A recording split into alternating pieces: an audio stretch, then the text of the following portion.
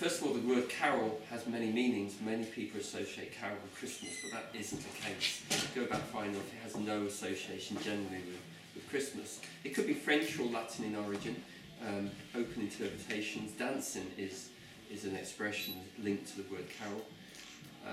Also, carols would have been spoken or even sung, we think, at special occasions, whether it's, you might call it Thanksgiving nowadays, or many other special occasions. Throughout the year, when we talk about Christmas carols today, we generally say they're sung in church, which is something which is a Victorian idea. And sometimes people describe the Coventry carol as a Christmas carol.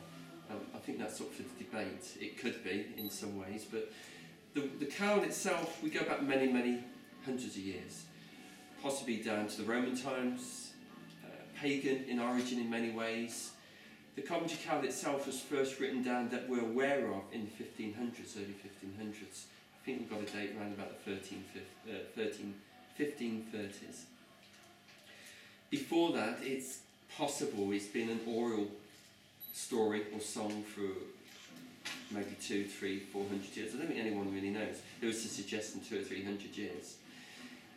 Why wasn't it written down? Simply because we're living with a society that really couldn't read and write, and it's very much an oral tradition to talk about things and sing things rather than try and read things. Mostly the clergy were better read and write, and people who had probably had a lot of money, had a good education. And this is something you find, you look at the history of Oxford as a very famous university. Virtually all the people that would have gone there would have been people of high hierarchy or people who would go back into the church. And they were the people who could read and write. So it was traditional to either tell people, read people's stories, or put them into stained glass windows, or even paint pictures on walls. That's why it's nice to see something like Holy Trinity Church, because it's got a lovely doom painting from the 1430s, and this is very much what would have happened in those days. And when we deal with the 1530s, the 16th century, we're also thinking about people like William Shakespeare. It's often believed that people like William Shakespeare didn't write things down to be read later on. He wrote things down for the actors within the plays. So it was very much part of that oral tradition that used to happen in that time. So we've got really good parallels here. The only time anything was written down, they used to stick someone in the audience, and his job was to try and copy what was being said. That was an almost impossibility. And we've got examples of these in the archives in Stratford, where people sat in the audience and actually written down what they're hearing. Of course, you could put 3 or 4 people in the audience and they all get different versions of it.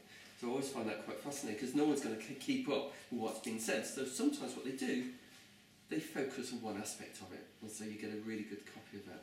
Coventry carol itself is rare. It's a very rare survivor. Reason why we've got very little written down about it, because it's been lost or burnt in fires. Probably the oldest copy that existed we lost in the fire in Birmingham, in the Free Library in Birmingham. We had a big fire, and a lot of Coventry records was lost in there, and so we're reliant on our people's versions of this famous story.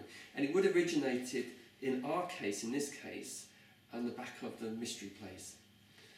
Again, a very much an oral tradition where Coventry is very famous for them, more famous, some people claim, than York or many other places. It was a very key city. And people used to go around on carts and stop in every so often and do acts of these plays from the back of carts. Nearly always will be a religious story. Again, they're trying to get people understanding the stories of the Bible or about religion. It's a very religious society.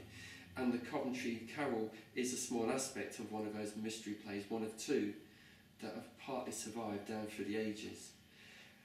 People have taken it on board to interpret what they think the Coventry Carol is about. And so when you're dealing with Old English, I've looked at many old copies that have come out in print recently, and there's clearly many variations. There is a line, the 3rd line from the bottom as you get to the end of it, and it's quite a short carol.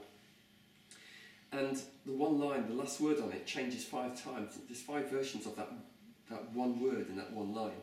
And so there are many, many versions. It's been suggested over 20 versions exist of it in some form or other. Sometimes there's just one word change. But that's just the way of things, because people constantly interpret it. And it's just like people interpreting the old Bible in a new way.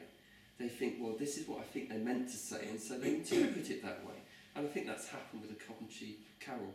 though I think that's happened more in the last 50 or 60 years than before that. So the Coventry Carol itself is not a very uplifting story. It's about Harold going out killing all the youngsters that are under 2 years of age because he thinks Jesus has been born. He's a threat to him. He's a future king. He's been described as a future king. So this is like a lullaby of the mothers who are losing their children. And so it's a very sad story, and that's why I can't see it as a very good Christmas carol. I'm not sure I'd want to sing it on Christmas Eve, but that's what it is. He orders all the children to be killed under 2 years of age. A lot of loss, and mothers are weeping and singing a story about the lost souls, and that's exactly what the story's about in the few lines that exist today. So it's very sad. It's not very uplifting, but if it's put to music, and it has been by loads of people, it can be quite a fun thing to hear. Medieval Babes is one of the things, because the first tour the Medieval Babes did, they did almost the very first day at Warwick University, and I went to see them on the Sunday Coventry Carol. And the way they do it very in an uplifting way. But then many other people, I think Sting's done a copy if I remember right, and many other versions of it, and we have a list. We have a list, including Charlotte Church, Canadian Brass, and Chaz and Dave. You can't. That's exactly what I wanted to. I'm not sure about Chaz and Dave, but I think that would be an interesting interpretation.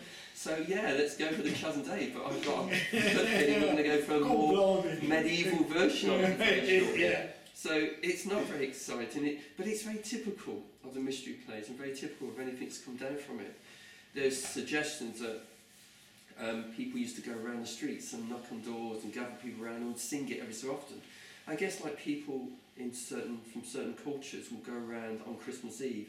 Ukraine group, I think, do that. There's not a big gathering of Ukraine people in this city, but on Christmas Eve they go around to each other's houses and they swap stories and eat, and I think the tradition is very much like that.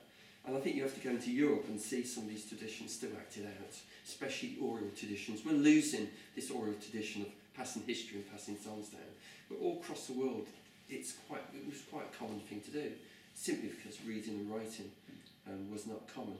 And that's one of our problems we have today when we look at old civilizations. There's no written word, because oral tradition would be very much their history. So if the race dies out, then we have no clue what it was all about. We have major problems in certain civilizations around the world trying to trace how they lived and how they existed, because there's no written word. So it's not unusual, something like the Coventry Carol being passed on word of mouth. One thing I did notice, I came across, that at one time a copy would have been kept from the local council, and someone could go up and say, I want a copy, and they'd pay some money, and someone would make them a copy and give it to them. And it's rather sad that some of these copies could have kept that story alive and have totally disappeared. Dugdale talked about it, and a few other people in history have talked about this. So I think in many ways we've got to be grateful that we have a version of the Coventry Carol in existence, because really it shouldn't exist. It should have disappeared at the back of the Reformation and many other things that happened along the way, because the Reformation did destroy so much of our oral tradition in that sense. Almost cancelled Christmas, didn't they? But that's it. That's my bit.